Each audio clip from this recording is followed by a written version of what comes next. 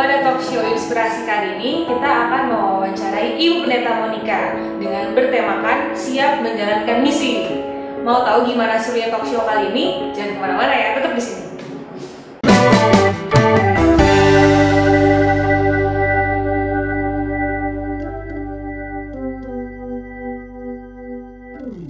Apa kabar Ibu Pendeta? Baik. Terima kasih Bu Pendeta untuk bisa hadir menyempatkan diri di talk show kali ini. Langsung aja ya Bu, langsung ke pertanyaan yang pertama. Selama melayani di GPIB Kasih Karunia, hal berharga apa yang Ibu dapatkan di sini? Ya, terima kasih Krista. Kalau Krista menanyakan hal berharga apa yang Ibu dapatkan di GPIB Kasih Karunia, sebenarnya banyak sekali gitu ya. Ibu bisa belajar, Ibu bisa banyak pengalaman dengan semua jemaat yang ada di GPIB Kasih Karunia. Tapi hal yang penting dalam kehidupan persekutuan jemaat, kalau Ibu mau garis bawahi bahwa yang paling berharga adalah keterbukaan. Mengapa Ibu katakan hal yang berharga itu keterbukaan? Karena keterbukaan itu sangat penting. Kadang-kadang kita berpikir bahwa kita mau untuk bertanggung jawab segala sesuatu yang telah Tuhan berikan kepada kita, dan kita mau menghandle semuanya. Ternyata seringkali itu kita menghadapi kendala untuk mengatasi masalah-masalah itu. Dan pada saat kalau kita mau berpikir keras untuk menyelesaikan masalah, justru kita tidak dapat menemukan solusinya. Nah, justru pada saat kita mau sharing, kita mau terbuka kepada, kalau Ibu hadapi kepada siapa saja pada saat kita menghadapi masalah itu, justru sebenarnya disitulah kita mendapatkan solusinya.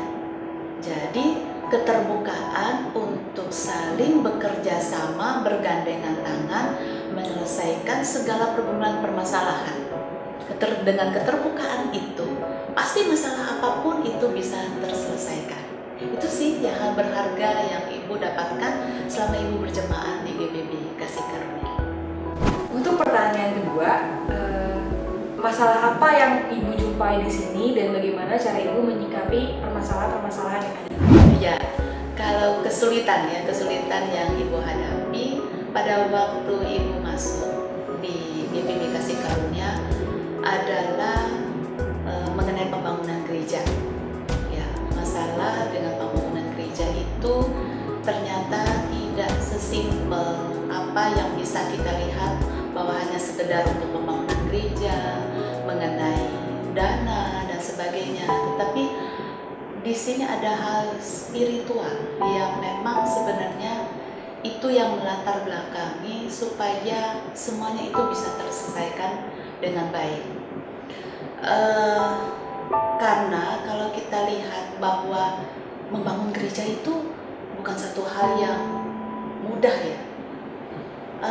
Di samping memang kalau kita seringkali hanya berpikir hanya untuk kita perlu dana yang besar dalam membangun gereja, tapi ternyata di dalam pengalaman yang Ibu hadapi itu tidak hanya sekedar membutuhkan biaya. Karena kalau pemahaman Ibu bahwa kalau kita ada satu misi yang berjalan bersama-sama, terus kemudian ada kesehatian yang tulus, maka kita tidak perlu untuk langsung berusaha mencari dana.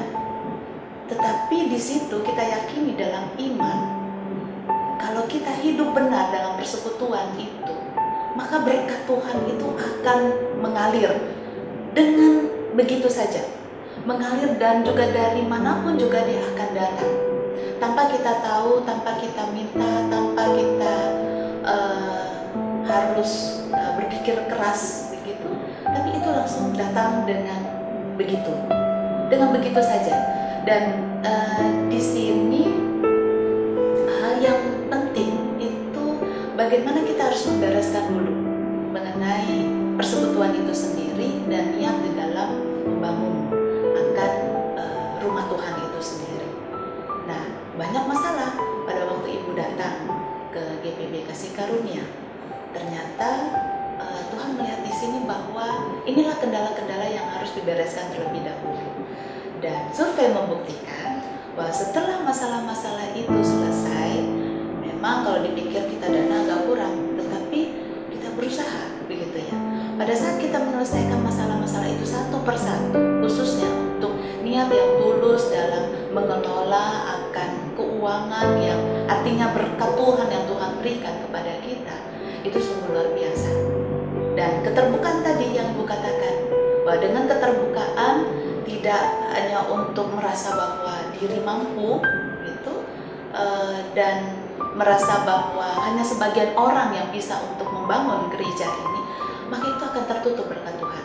Tapi pada saat kita terbuka, kita sharing bersama dan membicarakan semuanya ini, khususnya pada waktu itu banyak ya. Dan itu dapat dari mana? Dan ini ternyata Tuhan membuktikan bahwa kalau kita membereskan apa yang menjadi bagian kita, apa yang menjadi bagian Ibu untuk membereskan akan persekutuan dan niat mengelola akan berkat Tuhan, maka luar biasa. Tuhan memberikan jalan keluar dengan luar biasa, dan dengan keterbukaan itu masalah akhirnya terselesaikan dengan baik. Untuk pertanyaan yang ketiga, Bu, pengalaman apa yang paling unik yang pernah Ibu dapatkan? Ya, pengalaman yang paling unik ya, itu yang belum pernah Ibu alami selama ini. Luar biasa, kemalingan di rumah pastori, dan itu 2 tahun berturut-turut. Yang pertama Ibu masih ingat waktu Imlek.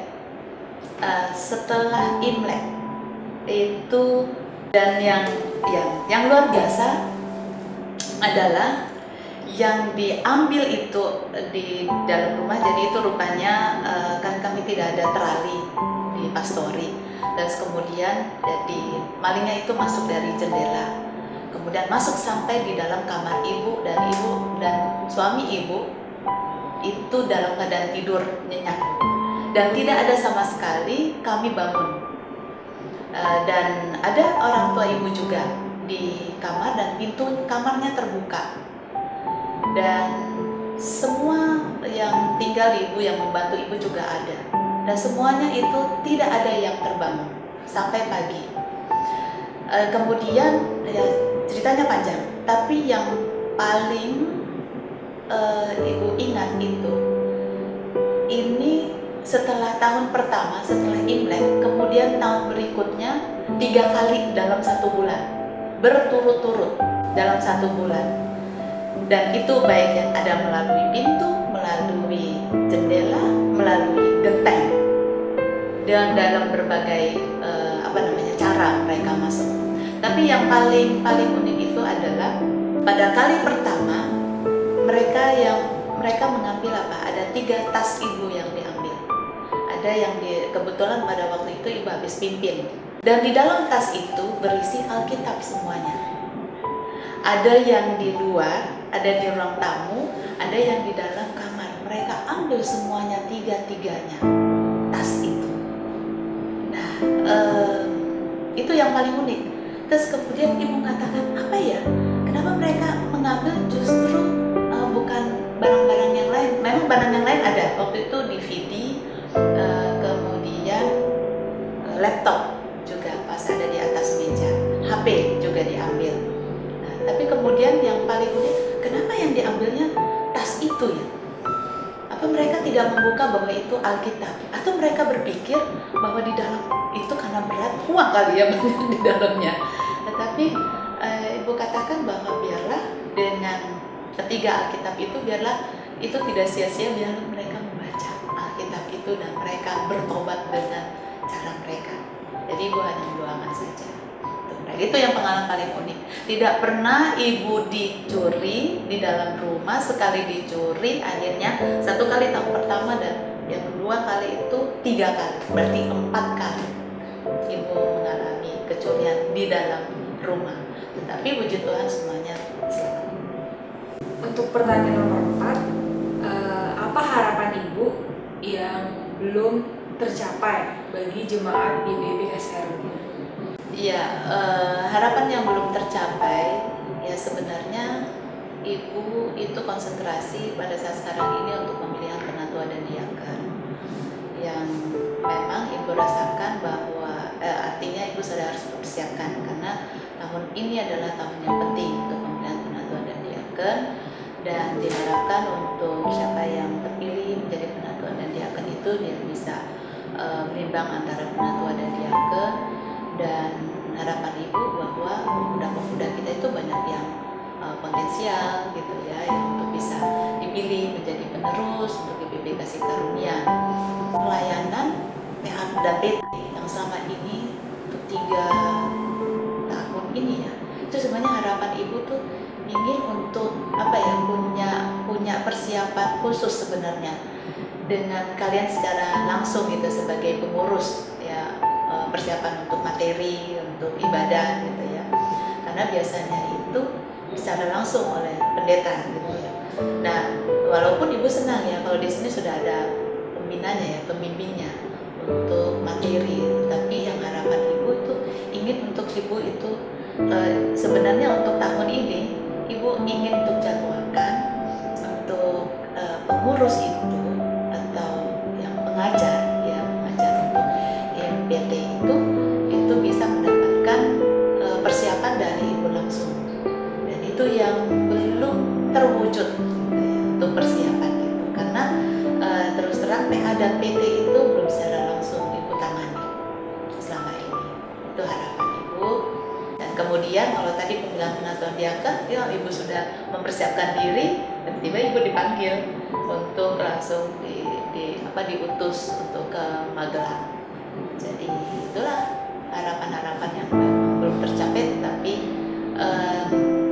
harapan itu ibu yakinkan bahwa dengan pendeta yang baru itu pasti dia akan mempersiapkan dengan lebih baik lagi.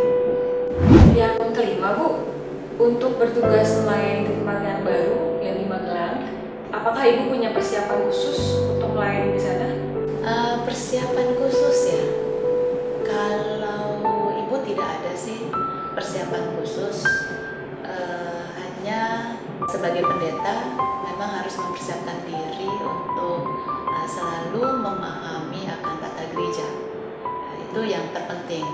Kemudian tata gereja ya, tata gereja itu adalah seluruh perangkat tentang peraturan-peraturan yang ada di dalam GBB ya, baik itu tentang majelis jemaat, baik itu tentang jemaat, baik itu tentang pelayanan. Kalau untuk persiapan khusus, ibu tidak ada yang terlalu khusus untuk mempersiapkan selalu di jemaat yang baru kalau ibu diutus. Paling persiapannya itu ibu selalu tanya kepada majelis sinode, sebenarnya apa tugas saya yang untuk saya ke sana, apakah ada tugas khusus. Misalnya ibu tanyakan kepada majelis sinode sehingga ibu tahu apa yang perlu dipersiapkan. Dan hal yang kedua adalah itu seperti yang ibu lakukan juga di setiap jemaat. Kalau ibu baru masuk di jemaat itu adalah untuk bersedia mempersiapkan diri untuk mendengar. Jadi artinya pada saat ibu datang, ibu harus kunjungi mereka dulu, baik itu majelis, baik itu jemaat di setiap sektor. Dan kemudian ibu hanya ikuti dulu dengan segala kegiatan-kegiatan yang rutin yang sudah mereka lakukan. Ibu hanya melihat dan tanpa untuk langsung memprotes dan sebagainya, kecuali kalau ada hal-hal yang penting. Nah, dengan kunjungan-kunjungan itu maka ibu mendapatkan masukan dari berbagai pihak, bukan hanya satu pihak, satu golongan saja orang, tetapi dari berbagai pihak secara merata. Baru di situ ibu mempelajari dengan apa yang harus ibu ambil tindakan atau ibu untuk membuat lagi perencanaan ibu selama ibu di jemaat tersebut. Itu saja, jadi tidak ada yang spesial yang harus mempersiapkan diri bagaimana. Yang penting ibu harus tahu dulu datang ke tempatnya, baru ibu harus bersedia untuk selalu mendengar dulu. Jadi tidak cepat untuk mengambil menanggapi setiap orang yang berbicara, tapi ibu harus belajar diam dulu sampai ibu mengerti, memahami apa sebenarnya permasalahan yang ada di sana.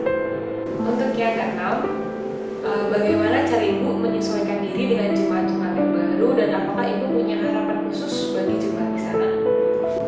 Satu pertanyaan yang bagus ya. beradaptasi atau menyesuaikan diri. Kita kayaknya kalau sudah sebagai seorang pendeta itu memang dituntut harus menyesuaikan diri dimanapun berada.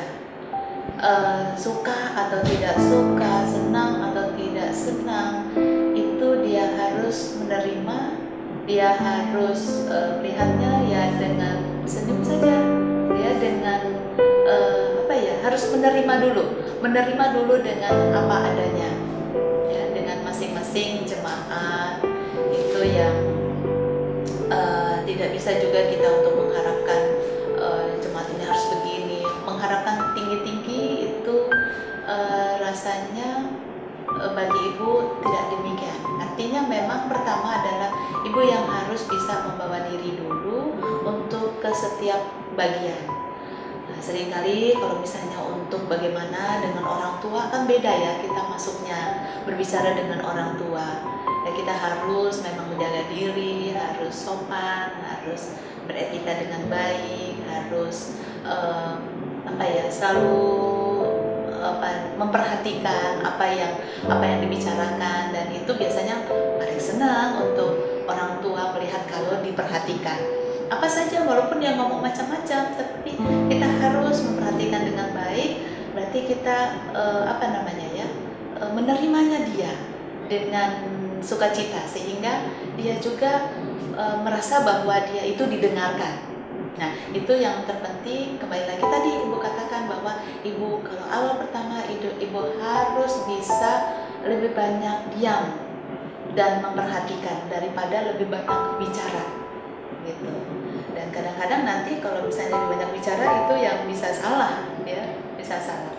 Nah, itu yang pertama, beradaptasi untuk diam dan tidak terpengaruh juga dengan ada pembicaraan yang lain. Kadang-kadang ada yang bicara ini dan sebagainya, ada yang menjatuhkan, ada yang berbicara macam-macam. Dan ibu harus berusaha untuk tetap berpijak, dan ibu seolah-olah memang tidak pernah ada yang orang berbicara, tidak ada pernah orang yang berbicara terlebih dahulu dengan ibu. Jadi ibu harus menjaga dengan baik, yang seakan-akan bahwa oh ya, ibu baru dapat informasinya dari setiap orang yang mau berbicara itu. Harapan khusus sebenarnya sama seperti pada waktu ibu masuk ke GBB Kasih Karunia, adalah ibu menginginkan jemaat itu menerima ibu dengan apa adanya, ya, dengan kelebihan dan kekurangan, dan kemudian ibu mengharapkan untuk bahwa ibu tidak bisa untuk berjalan sendiri tanpa adanya jemaat. Jadi ibu mengingatkan untuk kita saling bekerja sama, apapun itu masalahnya, untuk biarlah itu dikemukakan dengan baik, dan jemaat itu bisa untuk mengerti, memahami ibu, dan ibu juga harus bisa memahami akan jemaat yang baru. Harapannya adalah sama seperti kalau waktu ibu masuk di GBB Kasih Karunia, adalah jemaat itu semakin bertumbuh, jemaat semakin berjumpa dengan Tuhan, jemaat semakin melihat akan karya Tuhan yang luar biasa. Jemaat memahami bahwa setiap jemaat itu punya karunia, punya keunikan tersendiri yang bisa untuk digali, dan mereka menjadi percaya diri dan melihat bahwa tidak ada masalah yang tidak terselesaikan. Jadi mereka bisa berbuat dengan baik, mereka bisa melakukan untuk kemuliaan bagi nama Tuhan. Gitu. Untuk pertanyaan selanjutnya, bagaimana pandangan ibu terhadap keluarga ibu dalam memahami tugas panggilan ibu sebagai pelayan Tuhan? Ya, kalau Risa tanya mengenai pandangan ibu tentang keluarga ibu di dalam memahami tugas dan panggilan ibu sebagai pelayan Tuhan, ibu mau katakan bahwa ibu sangat bersyukur mempunyai keluarga yang begitu memahami tugas dan panggilan ibu. Karena ya ini ya, kadang-kadang ibu suka sedih ya, karena seringkali ibu tidak bisa untuk menjalankan tugas dan peran ibu sebagai ibu rumah tangga, khususnya apabila tugas-tugas itu kadang-kadang seharian itu ibu bisa keluar rumah seharian dalam melayani. Sering kali juga seperti masalah yang sekarang ini, kalau anak ibu yang yang sekolah di Bandung itu biasanya perlu untuk kehadiran dari sekolah, minta kehadiran orang tua, dalam pertemuan orang tua dengan guru-guru dan sebagainya, dan itu biasa dilakukan hari Sabtu. Nah, masalahnya hari Sabtu dan Minggu itu, artinya kalau Sabtu ibu otomatis sudah tidak bisa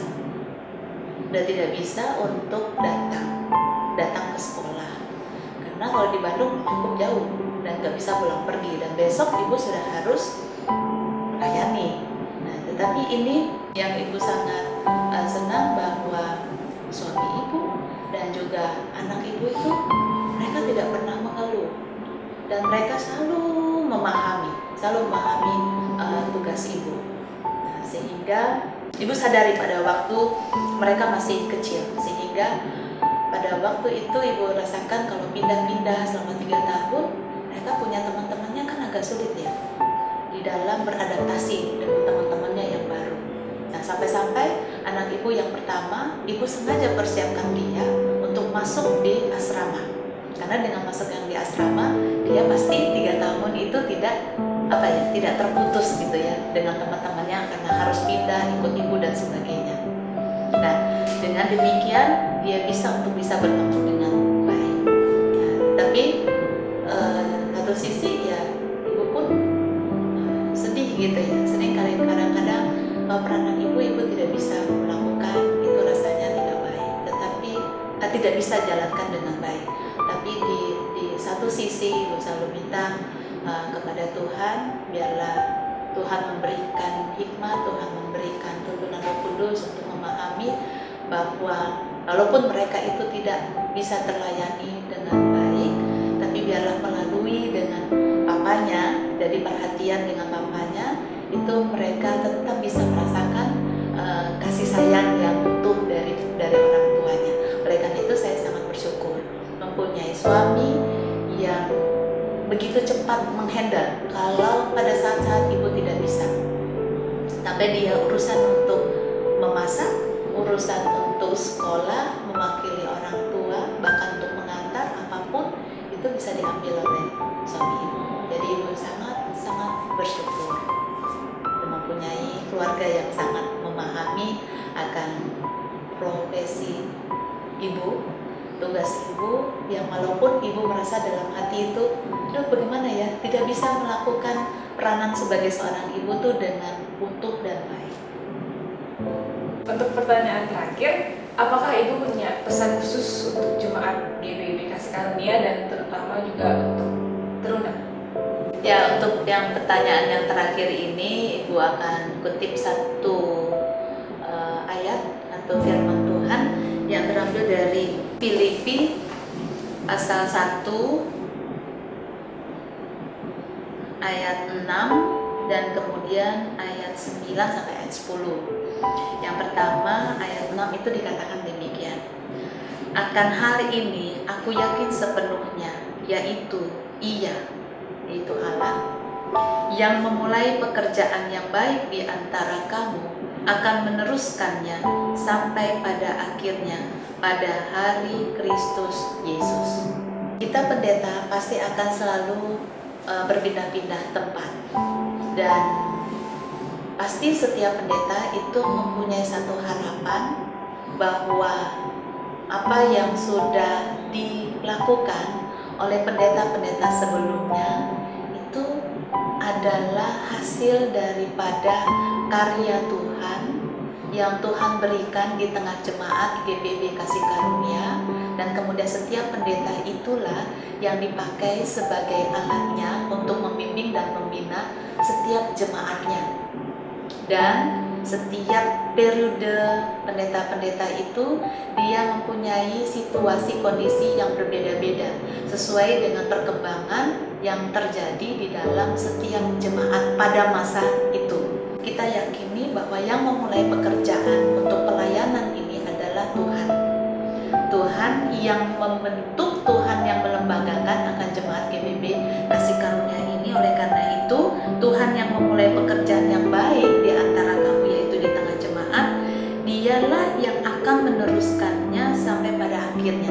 Jadi artinya kita hanya sebagai alat saja, Krista. Ibu pendeta itu hanya sebagai alat saja. Karena ibu pendeta dimanapun ditempatkan, ibu juga harus tunduk dan taat dengan apa yang Tuhan inginkan, bukan keinginan daripada ibu sendiri dalam menjalankan setiap tugasnya. Dan itu apa yang sebenarnya ibu harus selalu tanyakan, apa yang harus saya lakukan yang sesuai dengan kehendak Tuhan, bukan kehendak ibu. Jadi ibu hanya meneruskan saja apa yang telah Tuhan lakukan di dalam dan di tengah jemaat GBB Kasih Karunia ini. Harapannya adalah bagaimana jemaat ini bisa terus dia bertahan sampai akhir, sampai kedatangan Kristus Yesus. Nah, itu harapan Paulus, itu juga merupakan harapan ibu, supaya jemaat GBB Kasih Karunia itu bertumbuh dengan baik, punya persekutuan yang bisa saling mengasihi satu dengan yang lain, dan akhirnya dapat memilih yang baik yang sesuai dengan kehendak Tuhan sampai kedatangan Tuhan yang kedua kalinya. Khusus untuk taruna, sama saja, bahwa taruna itu sebenarnya dia menjadi, kalau di masyarakat itu menjadi tiang bangsa, ya kan? Tapi kalau di gereja dia juga sebagai penerus dalam laskar Kristus istilahnya. Jadi kita ini kan sebagai laskar-laskar, ya, laskar-laskar yang harus punya penerusnya, pejuang-pejuang iman yang harus punya penerusnya. Kalian ini adalah sebagai pewaris, ya, pewaris kerajaan Allah, ya kan? Jadi taruna-taruna yang memang diharapkan di gereja itu sebagai generasi penerus yang bisa mempersiapkan diri itu dengan baik.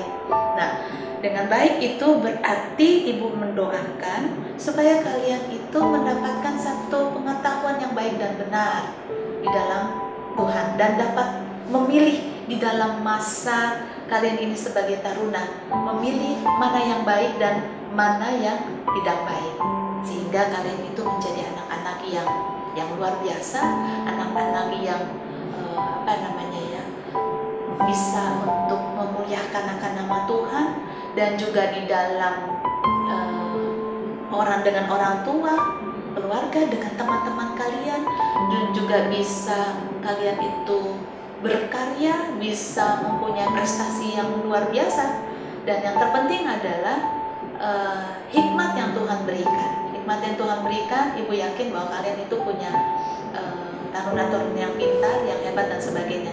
Tapi tidak hanya cukup pintar, tetapi mempunyai hikmat untuk bisa memilih yang baik dan benar sesuai dengan kehendak Tuhan, sehingga tampil menjadi taruna yang luar biasa yang diberkati oleh Tuhan, dan menjadi generasi penerus yang bisa membangun masa depan, ya, masa depan pelayanan, persekutuan dan kesaksian GBB Kasih Karunia.